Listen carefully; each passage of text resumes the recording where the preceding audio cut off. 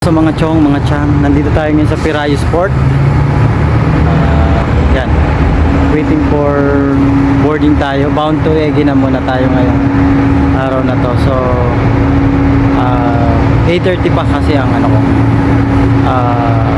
8:20 pa lang ngayon. So it's a matter of minute na lang. Boarding tayo pa Egina.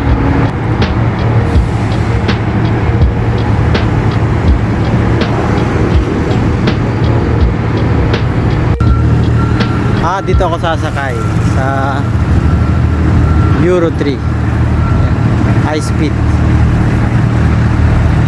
Ito yung papuntang Egina. So antayin lang natin siya mag-dock. Ayun, tinapon ng tali. Mabilis yan kasi Euro speed.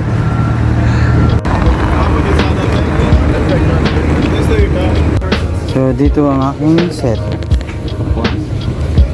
1304. Naghahanap pa na sila ng mga upuan. Ako'y ready na, nakaupo na ako. Alright! Yun, ang ganda ng loob ah. Yun, may mga upuan. Dito tayo ngayon sa loob ng CR na Seajet. Ito. Oh my God.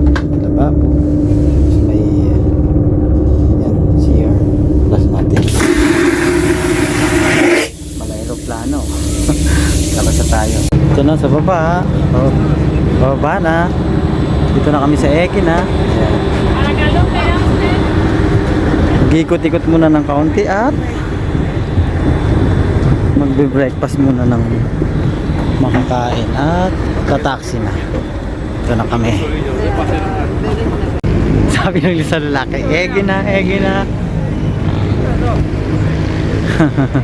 Egina, Egina.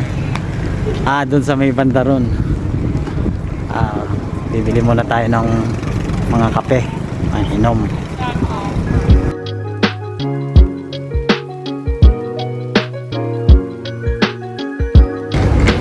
Ops, mga chong, mga chang, nakabalik na ulit ako dito sa Pirayos kasi nga may kailangan pa akong habuling oras. So, ang vlog ko ngayon ay magkano ba talaga papunta sa Egina Island. Ngayon, marami kasi siyang pwedeng sakyan. Ang sinakyan ko ay Euro speed, high speed siya. Ang payment niyan ay ito yung ticket ko, papakita ko sa inyo. Ito yung sa Pirayos to Egina ko, ayan. 19 euro yan. 30 minutes lang, 30 minutes papuntang Egina. So pabalik ganun pa rin, 30 minutes lang siya kasi nga high speed. Pero meron pa naman mga ibang option na pwede nyong sakyan, like yung Poseidon, yung FD Irato, saka yung Egina Island. Yun, mga 12 euro lang yun. So abangan nyo na lang mga susunod kong mga vlog kasi para makita nyo naman ang ganda ng island ng Egina. So sa mga bago pa lang sa aking FB page, mag-follow kayo para makita nyo yung mga pinupuntahan din namin at para ma-share din namin sa inyo yung mga pinupuntahan namin dito sa Greece. So see you later mga cho, mga chang.